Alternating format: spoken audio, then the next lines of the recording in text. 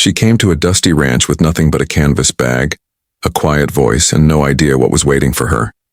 They told her it was tradition, to ride the wild black horse no one dared to tame. They didn't warn her it was a setup. They didn't care if she got hurt. But what they never expected was what she would do next. If you're new to the channel, make sure to subscribe, like this video, and tell us where you're watching from in the comments. Now let's jump into the story. The bus wheezed to a stop just past a crooked wooden sign that read, Willow Creek Orchard and Stables. Dust curled into the air like smoke, painting everything in shades of sunburnt gold. A single figure stepped off the bus, quiet, slim, and wearing boots that looked like they'd never touched dirt. Her name was Marla Jennings. She had no suitcase. Just a canvas bag, a pair of work gloves tucked in her back pocket, and that wide-eyed look of someone who wasn't sure if they belonged. The ranch looked like it had grown out of the earth itself. Weathered buildings, rusted tools, and fences, patched with more hope than wood. Beyond the barn, horses grazed under the wide sky, tails flicking and heads down. It was beautiful, and rough, and real. Marla had grown up near the sea, not the saddle. Her hands were used to dish soap and library books, not hay bales and hoof picks. But life had recently decided to toss her around, and she figured maybe the quiet strength of animals could help her find some of her own. She had sent a letter, received a short reply, and now, here she was. Inside the barn, the air smelled of straw, leather, and something slightly less romantic. A few men leaned against the wall, half working and half watching. One of them, tall with messy blonde hair, and a grin that was just a bit too big, looked up and nudged the guy beside him. "Hey, you see the city girl?" he said. "She's actually real." That was Owen Pike, the kind of man who laughed harder at his own jokes than anyone else ever did. Marla walked up to the office door and knocked. Rhett Malone, the ranch owner, opened it. He was in his 60s, with a sun-leathered face and a beard that looked like it had grown tired years ago, but stuck around out of habit. "You the one who sent the letter?" he asked. "Yes, sir. Marla Jennings. I'm here to work with the animals." Rhett looked her over, then nodded toward the barn. "Go see Fernie. She'll show you the ropes, and be ready. Folks around here don't baby anyone." Marla nodded, politely. She didn't expect to be babied. She just wanted a chance. That afternoon, she swept stalls, filled water troughs, and tried not to gag when the wind shifted toward the manure pile. She didn't complain, not once. Even when Owen accidentally knocked over a feed bucket near her boots. Even when someone called her city glass behind her back. She smiled, kept working, kept learning, but by evening the tone shifted. "Tradition," Owen announced loudly, slapping the side of a weathered post near the corral. "Every new ranch hand's got to prove they've got guts. One ride, just one. On midnight." There was a collective pause. Some chuckled. One guy whistled. Marla looked over. Midnight was stunning. Pure black, except for a white streak down his nose. He stood like a statue, muscles tense, eyes sharp, tail swishing with warning. Even from a distance, he looked more shadow than horse. "I don't think I'm ready to ride just yet," Marla said cautiously. "It's tradition," Owen insisted, throwing a saddle over his shoulder. "Don't worry. He's just a bit feisty. You'll be fine."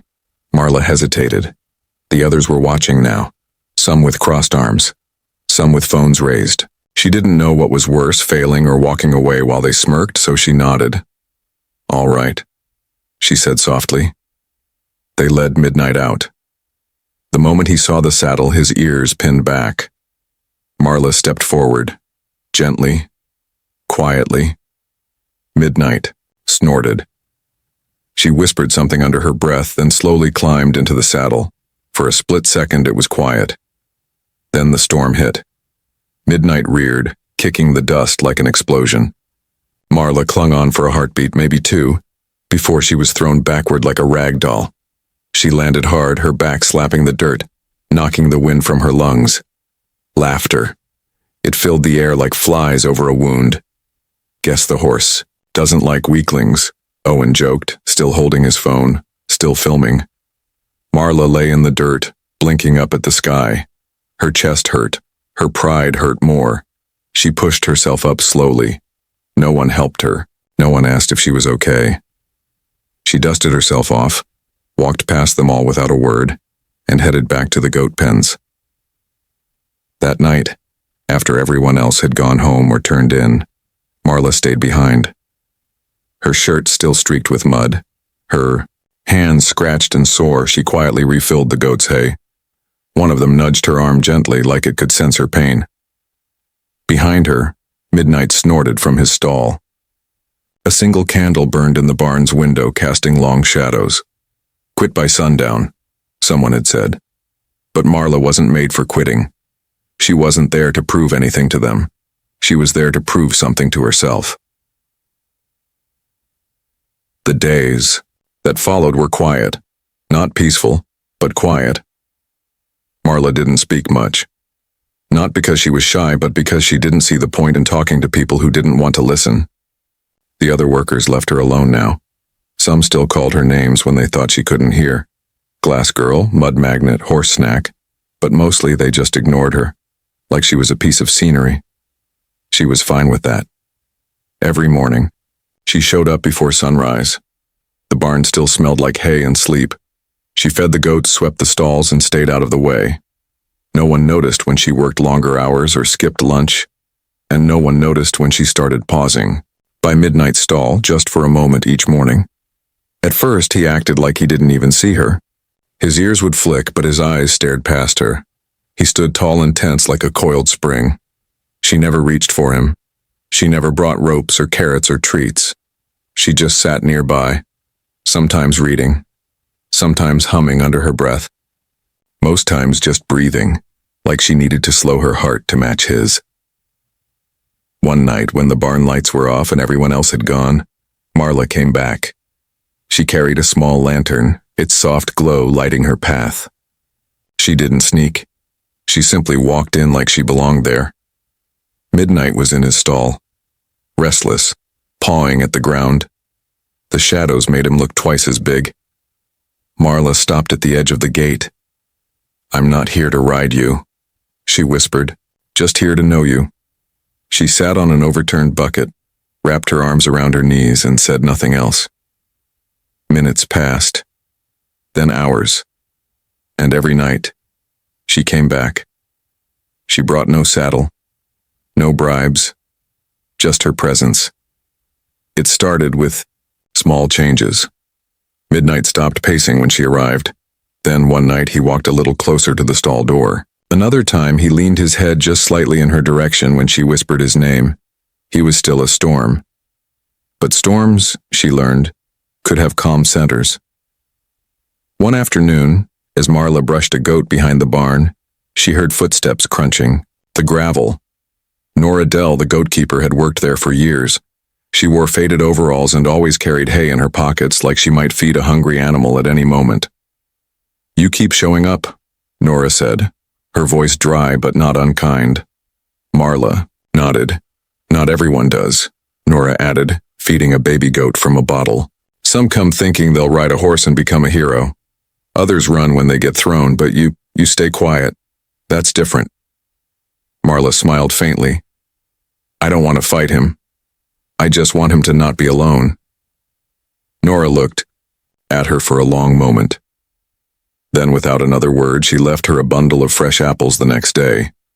Over the next few weeks, something strange began to happen. Midnight changed. He didn't snort when she entered the barn. He didn't flinch when she stood near his gate. He even let her reach out, once, to rest her hand gently against his shoulder. The first time she did, her breath caught like she'd touched fire. By the third week, she had given him a new name in her heart. Shadow, she called him, not Midnight, because Midnight sounded like something to fear. Shadow was something that followed, something that stayed close but never too far. And one evening, when the moon was low and the wind warm, she opened the stall gate. Not wide, just a few inches. And she stepped inside. He didn't bolt. He didn't rear. He watched her, curious, cautious, but not angry. She sat in the corner of the stall and leaned back against the wooden wall. He came closer, one hoof at a time, and stood near her. Then he bent his neck down, slow and careful, and pressed his forehead gently to her shoulder. Marla closed her eyes. She didn't cry. She didn't speak. She just breathed, in time with his. Outside, the world spun on. Workers mocked, chores piled up, and people like Owen still laughed behind her back. But inside that stall, time moved differently. It was two hearts learning to beat together. The quiet bond was forming, not by force, not by trickery, but by patience. And something else too. Respect. Not everyone would understand what she was doing, but that didn't matter. Marla wasn't there to impress anyone. She was there because something broken inside her saw something broken in him, and piece by piece, without noise or fuss, they were both beginning to mend. Weeks passed, and the orchard slipped into late summer.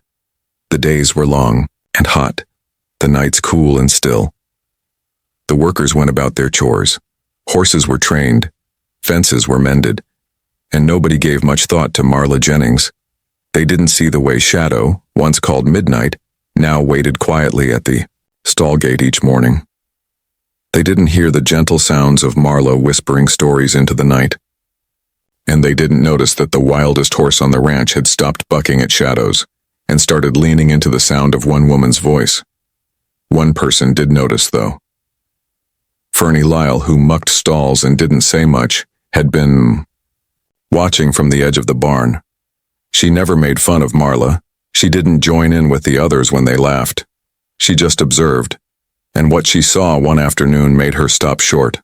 There was Marla in the training paddock. The sun was setting low behind the hills, and the sky was streaked with orange. Marla stood in the center of the arena, holding nothing in her hands. No lead rope, no reins, nothing. Shadow trotted around her in smooth, steady circles. No bridle, no saddle, just quiet grace. Marla raised her hand. Shadow slowed. She turned her back. He followed. Fernie blinked. "No way," she whispered. From that moment on, she began to pay attention. And she wasn't the only one. That weekend, Jude Ferris arrived. Rhett Malone's nephew. Loud, lively, and always looking for a way to stir things up. He had a habit of making everything into a competition. "This place needs a little excitement," Jude said, slapping a poster onto the main barn wall. "1 week from today, the Wild Horse Showdown. Whoever can ride the Black Devil for more than 8 seconds wins $100 in bragging rights for life." The workers cheered. Most laughed. "That horse nearly broke my ribs," someone muttered. "Exactly," Jude grinned. "It'll be a good show." Marla, feeding the chickens, nearby, heard every word. She didn't say anything, but that night, as she sat in Shadow's stall, she spoke softly into the stillness. "They're going to put you through it again," she whispered, brushing his thick black mane. "They want a show. They want you to fight." Shadow snorted. "But gently. You don't have to prove anything," she said. "But I might." The next morning, names began appearing on the sign-up board for the showdown. Owen, of course, was the first. 2 others added their names just for fun. On the 3rd day, one more name appeared. Marla Jennings. When Owen saw it, he nearly dropped his coffee. "Someone tell her this ain't a petting zoo," he said, half laughing. "She's gonna get tossed again." "She's been working with him," Fernie said quietly from the corner. Owen turned. "What?" "She's been with him. Every morning. Every night. You just didn't notice." That shut Owen up. For a second anyway. Marla kept working like nothing had changed. But inside something had. Not fear, not anger. Just purpose. The night before the showdown, the barn was silent. Stars blinked above, and the only sound was the soft crunch of hay as Shadow ate from her hand. "We don't have to be loud," she told him. "We just have to be ready." He nudged her gently, the way he always did now. Like he understood. The day of the showdown brought a crowd. Locals from the nearby town came out, some sitting on hay bales, others leaning against the rails. A buzz filled the air, half excitement, half doubt. Is she really going to do it? Didn't she already get tossed once?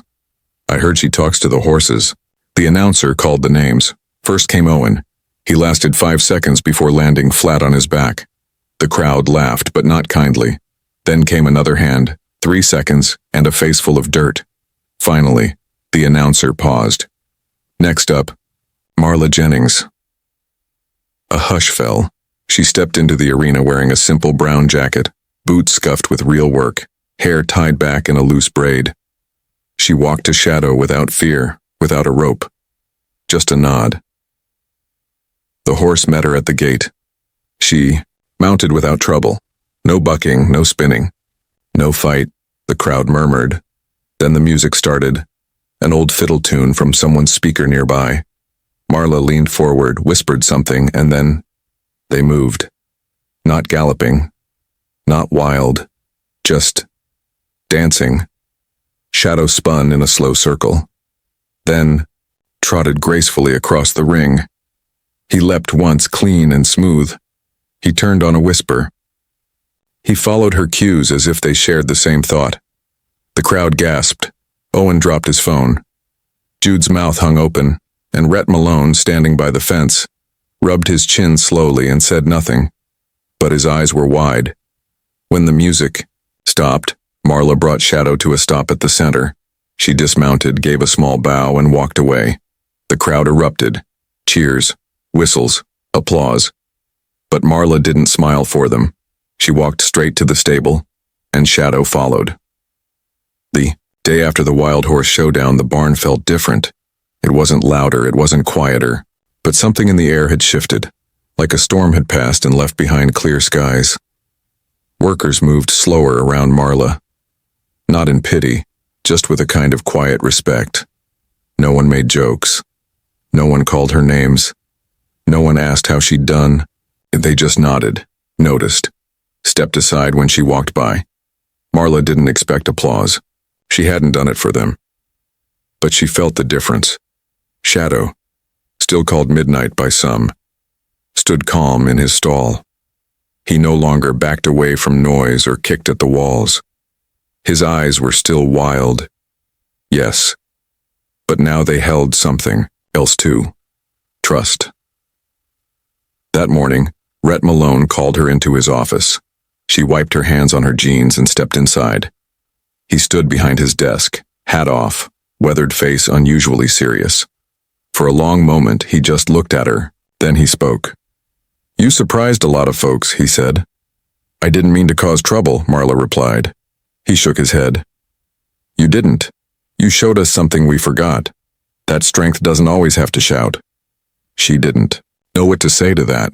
Rhett continued. "I've been thinking of starting a rescue program for damaged animals, ones like Midnight. You've got away with them. I'd like you to lead it, full time." It was the biggest compliment anyone had ever given her, but she smiled softly and shook her head. "Thank you, sir. But I think it's time I build something of my own." Rhett nodded. Not disappointed, just understanding. "I figured you might say that," he said. Still had to ask. Marla left the office with her heart full, not of pride, but peace. That evening, she packed up her things. It didn't take long. She'd never owned much. Just her bag, her gloves, and a small photo of her mother from years ago. She left the bunkhouse as the sky turned pink and orange. Outside the barn, Fernie was waiting. "You're really leaving?" she asked, brushing straw off her sleeves. "I think it's time," Marla replied. "But I'm not leaving alone." From behind her, Shadow stepped into the light, saddle packed, reins loose. He walked beside Marla without being pulled. Like a friend, like he chose to. "You tamed him," Fernie said softly. Marla smiled. "No, I listened to him." They said goodbye with a simple nod. Owen was there too, standing by the fence, scratching his head like he couldn't quite believe any of it was real. "I thought you'd leave after that first fall," he admitted. "I almost did," Marla said, "but I promised myself something. that this time I wouldn't walk away. She didn't stay for anyone's praise. She didn't leave in anger. She just mounted her horse, calm, steady, quiet, and rode away. And Shadow, no longer the wild storm everyone feared, carried her down the dirt road like he'd known her his whole life. Months passed, then a year, and somewhere near the edge of the coast, just past a line of willow trees, a small ranch was born. It had no grand entrance, no fancy signs, just a wooden gate and a name carved into it by hand. Whisperwind Sanctuary. Animals came from all over, injured, frightened, unwanted. Horses with scars, dogs with pasts, even goats with missing legs. And one by one they began to heal. Because someone was there who didn't rush them, didn't force them. Someone who understood that the heart takes time. Children visited often, especially one boy named Willie, who used to watch from the orchard fence. Now he helped clean the stalls and feed the goats. His favorite was a white pony named Pebble. But everyone's favorite, without question, was Shadow. Gentle now, calm, but still powerful. Marla had given him a new name, Comet, because he didn't crash anymore. He soared. Visitors came from far and wide to see the woman who had once tamed a beast with nothing but patience. They asked questions, they wanted secrets. But Marla always said the same thing. I didn't tame him. He trusted me. And trust, she knew, was a dance. Not loud, not flashy, just quiet steps shared in understanding. One evening, as the sun sank, low and painted everything gold, Marla stood by the fence, her hand resting on Comet's neck. The wind brushed her hair gently, carrying the scent of salt from the sea. She didn't think about the orchard much anymore, but sometimes she wondered if the people there ever told her story. The girl who came with new boots and no clue, who got thrown, laughed at, and left alone. The girl who didn't quit, who didn't shout, who rose one quiet breath at a time, and in doing so, became unforgettable. Because sometimes strength doesn't come riding in like thunder. Sometimes it arrives quietly, just like the wind she rode in on.